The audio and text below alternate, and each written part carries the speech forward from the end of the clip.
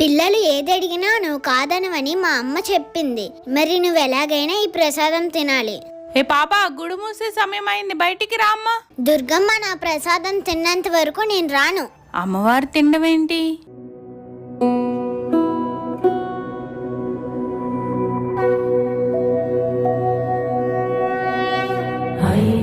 Nandini Nanditha మేదిని Vishwa Vinodini నందినుతే గిరివర Vindhya శిరోధిని వాసిని Vishnu విలాసిని జిష్ణునుతే